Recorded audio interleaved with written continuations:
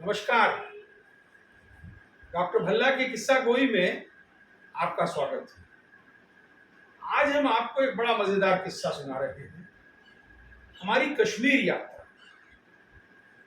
हमारे दोस्त अजीजो अजीज भाई और कह सकते हैं बेस्ट फ्रेंड, उनका नाम है डॉक्टर महबूब बेग, जो हमारे साथ इंदौर मेडिकल कॉलेज में पढ़ते थे और बाद में कश्मीर के हेल्थ मिनिस्टर बने और उसके बाद सांसद भी रहे, एमएलए भी रहे और वो एक बहुत बड़े कश्मीरी नेता और बहुत ही रिस्पेक्टेड लीडर के साहबजादे हैं।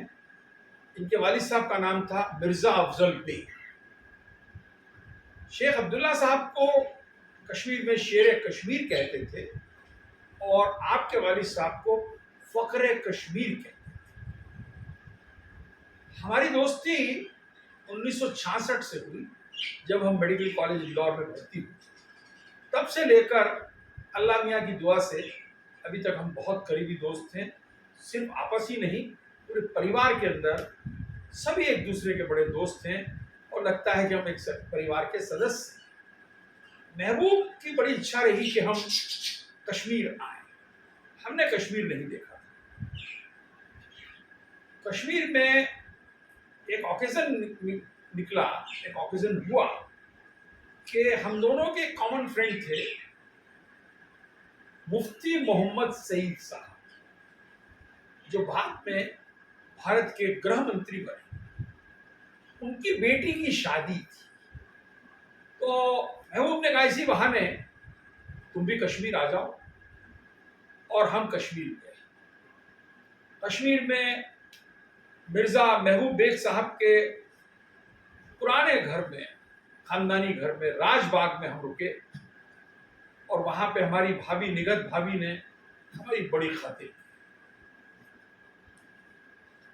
रोज हम सवेरे सवेरे महबूब, मैं और मुफ्ती मोहम्मद सईद मॉर्निंग वॉक पे जाते थे और वहां पे गपशप होती, चाय पीते, कहवा पीते।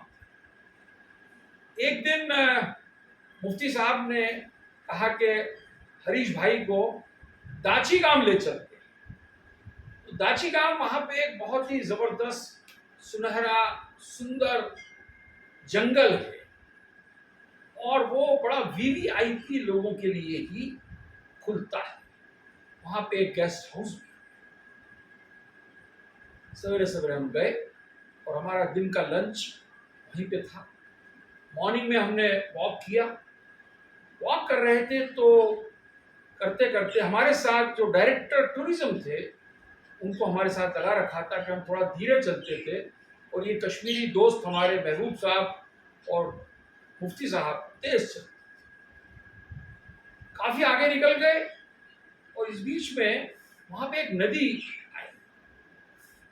तो वहां नदी के पास हम बैठ गए। हमने कहा ये तो बहुत दूर निकल गए हैं, हम क्या करें। तो वो जो डायरेक्टर साहब थे टूरिज्म के, वो कहने के कोई बात नहीं, आप यहाँ बैठिए, पर डॉक्टर साहब मैं आपको बताना चाहता हूँ कि यहाँ पे स्नो लेपर्ड रहते हैं। स्नो लेपर्ड रहते हैं, ये क्या होते हैं? कि ये बर्फ के अंदर रहने वाले चीते हैं। अरे मैंने कहा अगर वो यहाँ पे आ गए तो क्या आ सकते हैं? तो मैंने कहा कि फिर तो भाग भी नहीं सकती, क्योंकि चीता और लेपर्ड तो बहुत तेज भागता है। कहने लगे कि बताइए फिर कैसे करें। मैंने कहा महबूब वो मुफ्ती पता नहीं कहाँ चले गए और हम घबरा गए। तो हमने कहा ऐसा है कि हम पेड़ पर चढ़ जाएंगे अगर चीता आएगा, स्नो लेपर्ड आएगा। कहने लगे नहीं, वो पेड़ पे भी चढ़ जाते हैं, उनको पेड़ पे चढ़ना भी आता है, वो आपको वहाँ छोड़ेंगे नहीं। और इस तरह से हमको उस आदमी ने डराया। और ये बात सत्य है कि थोड़ी देर बाद एक स्नो लेपर्ड वहां दिखा और हम घबरा के पसीने पसीने, ठंडे पसीने हो गए और हमने उसके सामने हाथ जोड़े कि स्नो लेपर्ड तुम्हें मत खाना, क्योंकि हमारी एक छोटी सी बेटी है, वो सिर्फ 1-2 साल की है उसका नाम मिट्ठू है और हम उसे रोज फोन करते हैं सवेरे शाम। तो वो कहती है पापा आ जाओ, पापा कब आओगे, पापा कब आओगे, और रोने लग जाती है। तो हमने स्नो लेपर्ड के पास दूर से ही दुआ की कि हमें मत खाना, अगर हमें तुम खा गए तो बेचारी हमारी बेटी जिंदगी भर इंतजार ही करती रहेगी कि मेरे पापा कहाँ गए, और वो कहती रहेगी कि पापा आ जाओ और पापा आ जाओ।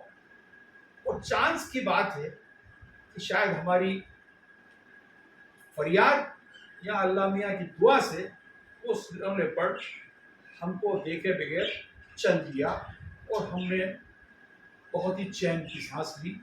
इस बीच में मुफ्ती साहब और महबूब साहब वापस लौट कर आए और हमको देखा कि हम घबराए हुए बैठे हुए थे और हम रोने लग गए। हमने कहा यार तुम कहाँ चले गए थे? हमको तो यहाँ स्नो लेपर्ड खाने आ गया था, हमको तो मिट्ठू के कारण बच गए।